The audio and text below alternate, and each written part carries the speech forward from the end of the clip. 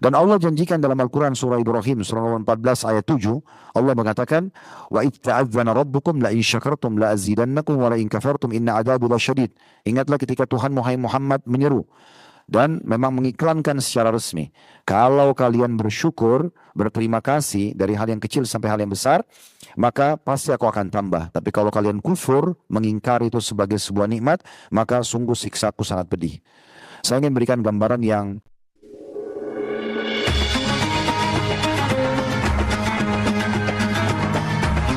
subscribe, semoga hidup kaya raya, mati masuk surga. Assalamualaikum warahmatullahi wabarakatuh. Alhamdulillah, tidak henti-hentinya lisan kita selalu berterima kasih dan bersyukur kepada Allah Subhanahu wa taala atas semua nikmat. Dan di depan mata kita pada hari-hari ini Allah telah memilih kita di antara hamba-hambanya yang bisa mendatangi kota mulia ini, kota Rasulullah sallallahu alaihi wasallam, kota yang merupakan inti daripada keimanan dalam Islam. Sebagaimana dijelaskan dalam sebuah hadis, kota ini adalah kota puncaknya atau inti daripada keimanan. Dan kita juga tentunya bisa menikmati ibadah di sini, meraih pahala sebagaimana tidak asing pada saat manasik sudah kami sampaikan 1000 pahala dibandingkan sholat di tempat lain. Dan kalau berjamaah berarti dikali 25 kali lipat, artinya 25.000 kali lipat kita bisa mendapatkan pahala. Dan ini nikmat tentu tidak semua Allah berikan kepada hamba-hambanya. Dan ulama hampir semuanya sepakat kalau seorang hamba masih terfikir di fikirannya, masih terlintas di hatinya, dan dia tergerak anggota tubuhnya untuk melaksanakan ketaatan, berarti Allah menginginkan kebaikan untuknya. Dan dalam sebuah hadis disebutkan bahwasanya kalau Allah menginginkan kebaikan bagi seorang hamba, Allah akan menggunakannya. Maka para sahabat bertanya, ya Rasulullah, bagaimana Allah menggunakan hamba tersebut? Kata Nabi SAW, Allah menyibukkannya dengan amal-amal saleh yang dengannya Allah menutup hidupnya. Jadi kalau kita masih berzikir, membaca Al-Quran, berdoa, sholat, puasa, tutup aurat, peduli dengan pendapatan kita halal atau haram, sehingga kita fokus ke halal saja, kita masih bakti dengan orang tua, melaksanakan ibadah umrah dan haji, ini semua berarti Allah inginkan kebaikan buat kita. Dan kalau Allah tidak inginkan kebaikan, maka Allah akan lalaikan seorang hamba dalam kemaksiatannya. Seluruh umat sebelum kita Bapak Ibu sekalian yang Allah binasakan, Allah sibukkan mereka dengan dunianya, mereka sangat gembira dengan dunia sehingga mereka lalai dari semua ibadah. Dan akhirnya Allah tutup hidup mereka dengan kemurkaan Allah atau siksaan Allah Subhanahu wa taala. Dan dalam sebuah riwayat atau sebuah athar disebutkan ada seseorang dari Bani Israel berkata kepada Nabi Musa, dia berdoa, dia mengatakan, ya Allah, sudah sekian tahun aku bermaksiat padamu tapi aku belum melihat siksaanmu. Maka Allah wahyukan kepada Nabi Musa alaihissalam melalui Jibril, seraya mengatakan, sampaikan kepada hamba tersebut, sungguh aku telah menyiksanya bertahun-tahun tapi dia tidak mengetahuinya. Yaitu aku mengangkat rasa khusyuk, tunduk, dan ingin ibadah kepada aku dari hatinya. Maka teman-teman sekalian, nikmat besar sekali. Allah Subhanahu wa taala tidak begitu saja mengizinkan kita punya kesempatan, punya pikiran, punya harta untuk bisa berangkat kedua kota ini kecuali memang Allah memilih kita. Maka pesan yang terpenting adalah bawa pulang oleh-oleh mahal ini sampai kita meninggal dunia kita sibukkan diri dengan amal saleh. Dan banyak syukuri, alhamdulillah.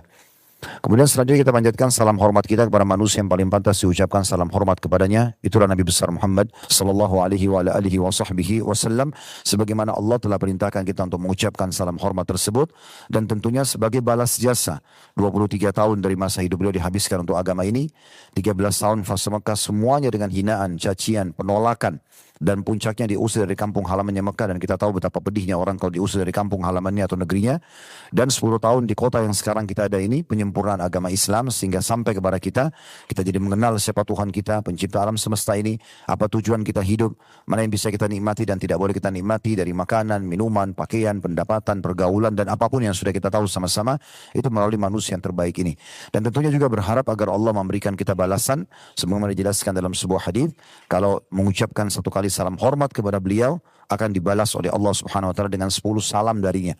Dan 10 salam dari Allah artinya pemenuhan kebutuhan, pengampunan dosa, peninggian derajat, dan juga solusi dari permasalahan-permasalahan hidup. Jadi selalulah menjadi hamba Allah yang mengucapkan alhamdulillah dan juga salawat kepada Nabi sallallahu alaihi wa ala alihi wa sahbihi wasallam. Kita akan bahas tentang tema syukur, Bapak Ibu sekalian. Tema syukur ini sebuah tema yang saya sering bahasakan, bahkan saya pernah buat tablik akbar dengan judul 2 sayap kehidupan. Syukur kalau ada nikmat, sabar kalau ada ujian. Dan ini harus dua-duanya berimbang. Harus dua-duanya berimbang. Jangan sampai nanti Bapak Ibu ada nikmat, lagi diberikan kesehatan, pasangan hidup, keturunan, segala macam rezeki, kita bersyukur. Tapi begitu ada ujian, kita nggak bersabar. Nah ini jomplang dia nanti. Ya. Atau kita diberikan ujian, miskin, susah hidupnya, sabar. Tapi begitu dibukakan pintu rezeki, malah kufur kepada Allah, malah tidak bersyukur. Nah ini berarti tidak berimbang. Ya, landasan bahasan kita adalah hadis Nabi SAW yang sangat masyhur. Ajaban di amri mu'min, sungguh mengagungkan perkaranya orang-orang beriman. Dalam sebuah riwayat dikatakan wala yakunu dzalika illa lil mu'min, dan itu tidak dimiliki kecuali oleh orang-orang beriman saja. Ya. Kemudian dikatakan in asabal sarra syakar, kalau diberikan nikmat dia bersyukur, in asabal dharra sabar, kalau diberikan ujian maka dia bersabar, gitu ya. Jadi ini yang menjadi landasan bahasan kita. Bahwa kita bicara masalah syukur teman-teman. Kenapa kita harus bersyukur? Apa sebabnya? Makna bahasa Indonesia itu berterima kasih. Kenapa kita harus berterima kasih kepada Allah Subhanahu wa taala? Kenapa kita harus berterima kasih pada kebaikan-kebaikan manusia? Karena memang itu fitrah, itu alami. Tidak masuk akal kalau ada orang berbuat baik sama kita lalu kita balas dengan kejahatan. Tidak masuk akal ada orang senyum kita marah misalnya. Tidak masuk akal orang ramah lalu kita kasar, kan tidak mungkin. Nah semua itu teman-teman sekalian sudah fitrah. Oleh karena itu Allah jadikan sebagai peraturan kehidupan kita. Allah Subhanahu wa taala sudah memilih kita bermula dari sekian miliar sperma. Tidak asing buat kita secara ilmiah, gumpalan-gumpalan sperma yang keluar dari seorang suami di rahim rahim istrinya, itu miliaran sperma kecil yang merupakan bagian dari manusia. Satu sperma kecil dari miliaran itu akan menjadi manusia. Nah, sekian miliar sperma yang tertuangkan di rahim ibu kita yang dipilih oleh Allah Subhanahu wa taala. Ini mulai dari sini nikmat terbesar. Allah gugurkan yang lainnya, Allah buat kita yang menyentuh sel telur tersebut, lalu jadilah kita sebagai manusia. Belum lagi pada saat pembentukan dengan sempurna. Kita semua sekarang menikmati, berapa tahun kita nikmati mata kita melihat, telinga kita mendengar, lidah kita, bibir kita mengecap dan mengucap, tangan menjama, kaki melangkah, kemaluan dan seluruh organ tubuh kita dengan berbagai macam fungsinya. Ya. Dan para ilmuwan sampai hari ini betul-betul masih terkagum-kagum dan mungkin akan terus sampai hari kiamat terjadi dengan anatomi tubuh manusia, ya, dengan macam-macam keajaiban yang luar biasa di dalam tubuh manusia. Dan itu saya pernah lihat ilustrasi ilmiahnya. Satu film dokumenter sebenarnya lebih kepada ilmiah. Jadi cuma ilustrasi kayak karikatur gitu. Bagaimana digambarkan tubuh manusia itu seperti satu perusahaan atau satu building yang sangat besar, terdiri dari jutaan pegawai. Kemudian juga dengan banyak sekali lift dan luar biasa. Apa saja yang dimasukkan ke dalam perusahaan tersebut ya badan kita. Kayak tadi Bapak Ibu makan daging, ayam, salad, buah-buahan, minum apa saja, itu kan kita manusia hanya memilih dan menikmati kan. Sekarang kita tadi siang, Bapak Ibu lapar mau makan kan, kita tinggal lihat di tatanan restoran tadi, mungkin di restoran ini misalnya, kita lihat ada makanan ini, saya pengen ini makan, kita tinggal milih kan, dan kita nikmati itu saja. Nikmat itu cuma kita nikmati, oh ya enak ya, oh ya pedas ya, oh ya gurih ya. Selebihnya kita nggak ada urusan lagi. Begitu masuk ukuran sepertiga jari kita ke tenggorokan, kita udah nggak tahu yang mana ayam, yang mana sapi, yang mana daging sapi tadi, yang mana salad, yang mana, dan apa saja komposisi makanan tersebut, masing-masing vitamin, nutrisinya itu diatur sedemikian rupa. Itu kan sudah terpilah dengan sendirinya. Mana yang ke darah, mana yang ke tulang, mana yang ke otot, semuanya sudah tertata dengan begitu rapi. Ini sistem raksasa ini sebuah nikmat yang tidak terhingga. Ya, ini luar biasa.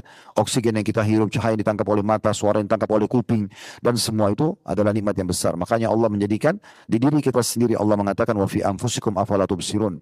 Dalam diri kalian sendiri terdapat tanda-tanda kebesaran Allah, tidakkah kalian melihat? Masalah itu.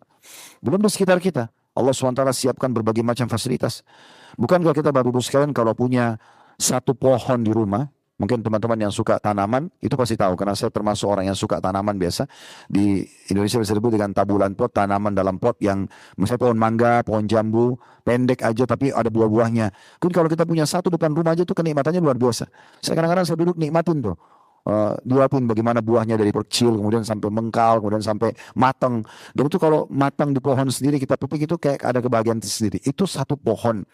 Bagaimana dengan di alam semesta di bumi ini dengan pohon yang sekian banyak yang Allah SWT ciptakan dengan berbagai macam fungsinya, hewan-hewan yang bisa dimanfaatkan oleh manusia, oksigen, air, luar biasa deh. Pokoknya memang sudah sangat sulit untuk kita melihat dan menilai nikmat Allah. Dan Allah sudah katakan dalam Al-Quran, wa in ta'uddu ni'matallahi la tuhsuha. Kalau kalian mau coba menghitung-hitung nikmat Allah, kalian tidak akan mampu menghitungnya, karena terlalu banyak. Kita kalau sesak nafas, lalu butuh bantuan oksigen, berapa harganya satu tabung tuh? Dan begitu susahnya kita untuk bernafas, tapi dibantu dengan tabung tersebut baru bisa. Sekarang kita sehat, Tanpa kita sadari, masuk keluar ini oksigen dan hasil pembakaran dikeluarkan dengan sangat mudahnya. Bertahun-tahun begitu. Itu kan luar biasa.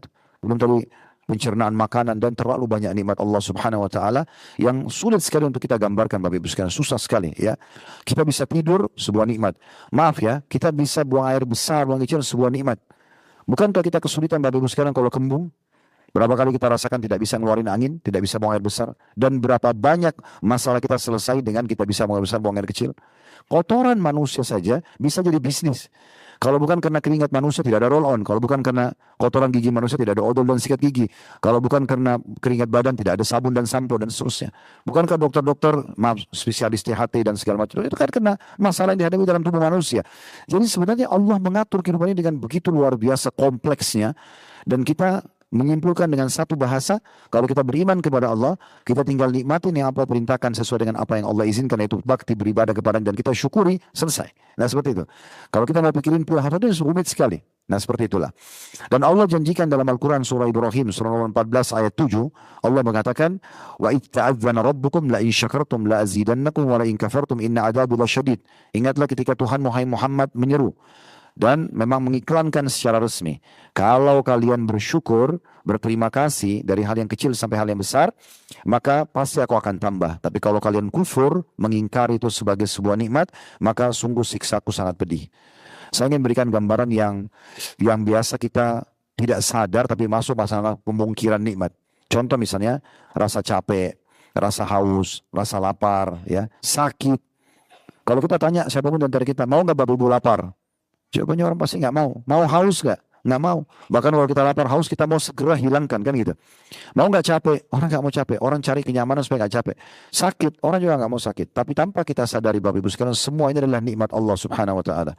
Itu pun bisa kita anggap sebagai nikmat. Kenapa? Karena kalau kita dari pagi seharian makan, atau misalnya anggaplah tadi Bapak Ibu makan siang kenyang sekali, sudah makan 2 piring makanan dengan berbagai macam jenis makanannya. Setelah kenyang, ditawarkan lagi makanan kesukaan Babi. Masih mau makan nggak? Sudah nggak mau, karena kita kenyang kan? Coba kalau kita lapar, mungkin dikasih nasi sama sambal sama tempe saja lahap sekali kita makan. Sekarang pertanyaannya, lapar ini ya nikmat atau ujian?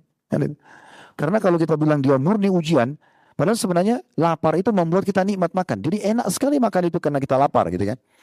Orang kalau tidak haus, Bapak Ibu lagi tidak haus, lalu ditawarkan, mau minum apa Pak? Mau minum apa Bu? Mungkin kita masih pikir, apa ya? Kopi, teh, yang hangat, yang dingin, yang manis, ya, segala macam kita masih pikir. Tapi kalau kita lagi haus, saya minta air es.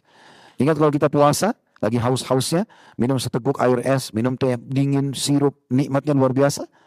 Berarti haus ini nikmat atau ujian sebenarnya. Gitu. Betul juga orang kalau dari pagi Bapak Ibu sekarang tidur. Anggap bisa tadi pagi Anda tidur sampai malam tidur. Anggap kalau dia muslim masih bangun sholat lah. Ya. Sholat duhur tidur lagi, asar tidur. Terus malam disuruh tidur lagi, masih mau tidur gak? Sudah enggak kan? Coba kalau dari pagi kita aktivitas, sampai capek malam, tidur 2-3 jam itu luar biasa enaknya. Berarti capek ini nikmat atau ujian sebenarnya? Ya, kalau saya melihat dengan kacamata kami dan teori agama yang kami ketahui, ini adalah sebuah nikmat yang besar. Begitu juga dengan sakit. Sakit itu teman-teman cuman kendaraan agar kita menyadari besar nikmat Allah. Terbukti Anda sekarang yang hidup di sini, sampai sekarang kita masih hidup. Lihat secara persentase, selama umur kita, misalnya kita ada di sini 30, 40, 50 tahun misalnya. Mana lebih banyak, sakitnya atau sehatnya?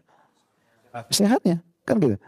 Sakit itu Allah datangkan hanya sebagai sentilan. Nih ingat nih, ada nikmat yang besar depan matamu. Kita lagi sakit, Bapak Ibu sekalian, lagi meriang, demam. Terus depan mata kita ada orang teguk minuman dingin. Kita, enak bener ya kalau orang sehat, kan gitu. Jadi sakit itu tuh membawa kita menyadari besarnya nikmat itu. Jadi sebenarnya semua itu adalah nikmat-nikmat Allah Subhanahu Wa Taala. Makanya Nabi SAW itu selalu tidak meninggalkan syukur ini, baik dalam keadaan nikmat atau ujian sedang ada. Maka dalam riwayat yang sahih Nabi SAW kalau ada nikmat beliau mengatakan, Alhamdulillahilladzi binikmati tatimmus shalihat. Segala puji dan puja kehadirat Allah yang semua kebaikan tersempurnakan dengan izinnya. Kalau ada ujian, Nabi masih bilang Alhamdulillah ala kulli hal. Alhamdulillah atas setiap keadaan. Jadi Nabi pun masih bersyukur. Karena semua itu dengan hikmah Allah Subhanahu Wa Ta'ala. Berapa banyak ujian dalam hidup kita ternyata membawa pada kebaikan-kebaikan. Orang gagal menikah sama seseorang dianggap ujian sama dia. Padahal sebenarnya sekian tahun dia tahu ini lebih baik buat dia. Berapa banyak tadinya kita mau bisnis sama seseorang lalu batal. Sekian tahun baru kita tahu ternyata memang Allah selamatkan kita. Dan sekian banyak contoh-contoh yang berhubungan dengan masalah ini. Baik. Disebutkan oleh para ulama, saya nukil dari kitab As-Sihah ya, fil lugha miliknya Al-Jauhari rahimahullah. Beliau mendefinisikan syukur dengan kata-kata begini. Ats-tsana 'alal muhsin bima awlakahu minal ma'ruf. Syukur adalah pujian bagi orang yang memberikan kebaikan atas kebaikan tersebut. Lalu Ibnu Qayyim lebih jauh menggambarkan tentang syukur. Beliau mengatakan asyukru zuhuru atharu ni'matillahi ala lisani abdihi thana'an wa tirafan wa ala qalbihi syuhudan wa mahabba wa ala jawarihi inqiyadan wa ta'ah. Artinya beliau mengatakan syukur itu bisa dikatakan seorang hamba itu bersyukur kalau menunjukkan adanya nikmat Allah pada diri seorang hamba dengan pujian. Dia banyak mengatakan alhamdulillah, alhamdulillah, alhamdulillah gitu ya. Dan pengakuan melalui lisannya, persaksian dan juga kecintaan dalam hati. Jadi setelah kita diberikan nikmat tersebut hanya muncul rasa cinta kepada pemberi nikmat atau Allah Subhanahu wa taala. Dan akhirnya membawa kepada kepatuhan dan ketaatan melalui anggota tubuh. Selalu digunakan di atas ketaatan kepada Allah Subhanahu wa taala. Dinukil dari kitab Madarijis Salikin di jilid 2 halaman 244. Allah Subhanahu wa taala selain menyuruh kita bersyukur, memang Allah memiliki sifat syukur itu. Allah sendiri menyebutkan tentang sifatnya di dalam surah Asy-Syura, surah nomor 42 ayat 23, innallaha ghafurun syakur. Allah itu zat yang maha pengampun dan maha bersyukur. Nanti kita jelaskan apa maknanya. At-Tabari rahimahullah mengatakan dalam tafsir, beliau tafsir Tabari, jadi 21 halaman 531, beliau mengatakan makna Allah itu ghafur adalah maha pengampun terhadap semua dosa, walaupun dosa itu diulang-ulangi. Itu ciri sifat Allah SWT yang mulia. Dan syakur adalah yang suka bersyukur atau berterima kasih, menilai, maha membalas dengan berlipat ganda. Jadi kalau manusia mengatakan alhamdulillah, kalau Allah itu berterima kasihnya, ya syukurnya Allah adalah Allah membalas apapun yang hamba lakukan dengan berlipat ganda. Contoh misalnya mungkin Bapak Ibu hanya sedekah Rp1.000, bisa Allah balas dengan sehat setahun. Mungkin kita bakti sama orang tua sehari 2 hari atau sekali 2 kali cukup untuk membuat anak kita berbakti seumur hidup. Contoh. Jadi Allah tuh nggak pernah balas satu kebaikan dengan satu juga balasan, tapi Allah lipat gandakan. Itu sifat syakurnya Allah Subhanahu wa taala. Jadi Allah bukan hanya menyuruh hambanya, tapi memang Allah sendiri memiliki sifat yang mulia ini. Dalam surah Taghabun surah nomor 64 ayat 17 Allah berfirman, wallahu syakurun halim. Allah itu zat yang maha syakur dan juga halim. Yang dimaksud kata Ibnu Katsir adalah syakur memberikan balasan kebaikan dengan ganjaran yang melimpah. Sementara halim itu adalah zat yang tidak pernah habis apapun yang dia miliki. Dan dia selalu bijaksana gitu ya. Itu dari tafsir Quran Al-Azim jadi 8 halaman 141. Allah menguji juga Allah memuji para utusannya, para nabi-nabi karena mereka konsisten suka bersyukur. Ya. Seperti contohnya Allah puji Nabi Nuh alaihissalam. Nabi yang sangat masyhur sampai Allah selamatkan dia.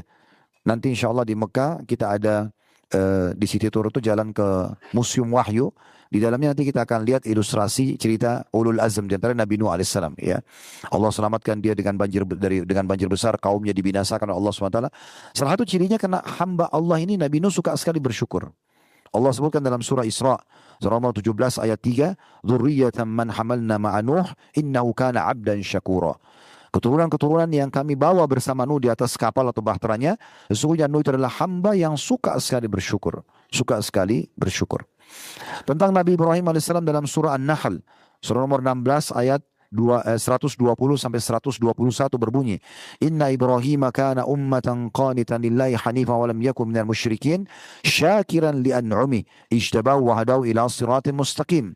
Sesungguhnya Ibrahim adalah seorang imam, tauladan, bisa dicontohi ya, yang dapat dijadikan teladan bagi lagi patuh pada Allah, yang bisa dijadikan teladan lagi orang yang patuh pada Allah, contoh dan juga lurus keyakinannya, dan dia sekali-kali bukanlah termasuk orang-orang musyrik. Dia Ibrahim senantiasa mensyukuri nikmat-nikmat Allah dan menunjuki ke jalan yang lurus.